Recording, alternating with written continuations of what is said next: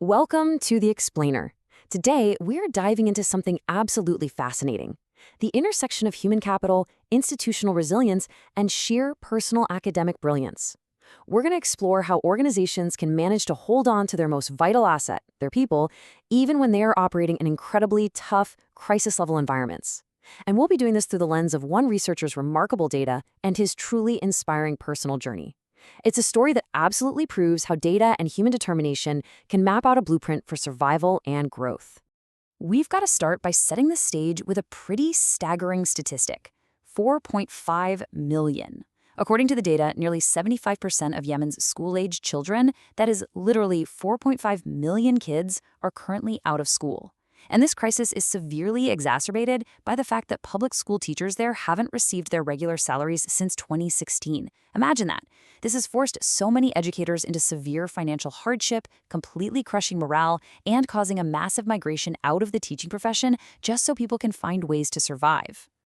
Okay, let's dive right into this. When an entire public education system is facing a systemic breakdown like that, how do you keep educators loyal? How do you stop your absolute best talent from just walking out the door? This is the immense, high-stakes problem of Yemen's education crisis, and it forms the entire foundation of the research we're analyzing today. The survival of an entire generation's future literally hinges on finding a way to keep teachers in the classroom. So here's our roadmap for today's explainer. 1.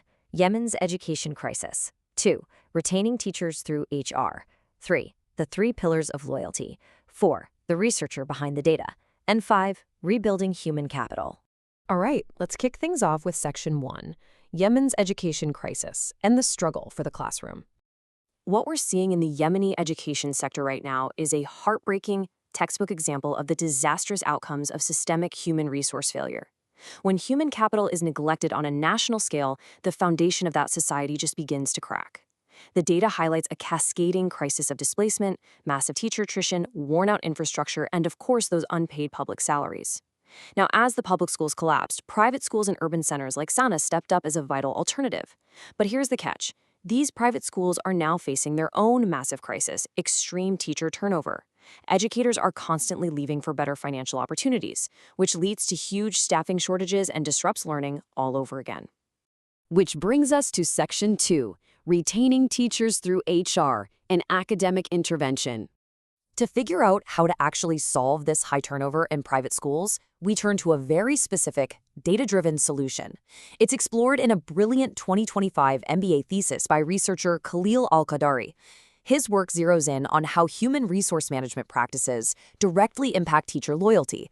He focused specifically on private schools in the As-Sab'een Directorate of Sana'a. Now, this is a highly competitive, high-pressure urban area where teachers are typically overworked and underpaid. So, it's basically the perfect testing ground to see which human resource strategies actually hold up when resources are stretched to their absolute limits. But before we get into his results, we really need to define our core metric. What exactly is teachers' loyalty? Well, using the established Meyer and Allen model, Khalil defines it as the emotional commitment of teachers to their school. It's way more than just deciding not to quit your job. It features an affective dimension, which is that emotional bond and pride in the school, a continuance dimension, which is the practical everyday need to stay, and a normative dimension, a deep sense of ethical duty to the students and the community. Moving right along to Section 3, the 3 pillars of loyalty, and the data from the field.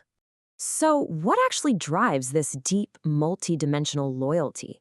Khalil didn't just sit back and theorize. He went out and collected empirical data from a stratified, random sample of 344 male and female teachers in Sana'a.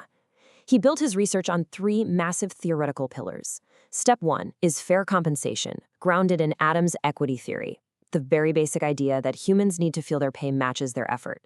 Step 2 is working conditions, based on Maslow's hierarchy of needs, meaning you need safety and proper resources before you can really thrive. And step 3 is recognition, utilizing Herzberg's 2-factor theory, which basically argues that while decent pay prevents you from being unhappy, it's actually recognition and achievement that drive true motivation and loyalty. Now, what's really interesting about this is what the mathematical output of the survey actually tells us. The Pearson correlation analysis revealed something incredibly profound. I mean, you'd probably assume that in an economically starved environment, money would be the absolute highest predictor of loyalty, right? But the numbers tell a different story. Employee recognition scored the highest correlation at 0.768. Fair compensation came in second at 0.676, and working conditions landed at 0.629. Honestly, this is a massive takeaway. The data proves, without a doubt, that meaningful recognition is a phenomenally powerful, non-monetary motivator. Sure, fair pay is absolutely critical. It's your baseline. But non-material recognition, things like verbal praise, awards, and public acknowledgement from administration, that strongly engages teachers on a deep emotional level. In resource-constrained environments where a school can't just magically double everyone's salary, building a structured culture of genuine appreciation is literally the ultimate lifeline for retaining your best talent. Let's pivot a bit for Section 4, the researcher behind the data, Khalil Al-Qadari. To fully appreciate these insights, we really need to shift our lens to the remarkable human story and the academic mind that produced it. And this brilliantly illustrates his caliber. Khalil earned a flawless 4.0 cumulative GPA for his MBA from the Lebanese International University. He didn't just pass, he perfected it. Doing this kind of rigorous, data-heavy, English language academic research, all while living in a country facing profound national hardship, well, it speaks volumes about his discipline, his resilience, and his sheer intellectual capability. But his expertise isn't just crunching numbers and analyzing business data, it's deeply rooted in language and communication. In his personal statement to Hamad bin Khalifa University, he describes translation beautifully as a human cultural bridge that conveys ideas, feelings, and meanings while preserving the essence of the target language. He actually holds an undergraduate degree in translation with a stellar 91.44% GPA and has even translated published books from English to Arabic. He really understands how to connect entirely different worlds. He's truly a dual-threat scholar. He achieved straight A grades in advanced analytical courses like business analytics and research methods, and pairs that with an official IELTS overall band score of 7.0. This level of bilingual proficiency, combined with his high-level statistical analysis skills using tools like SPSS, proves he is uniquely, undeniably ready for advanced global academic research. So it's absolutely no surprise that he comes incredibly highly endorsed.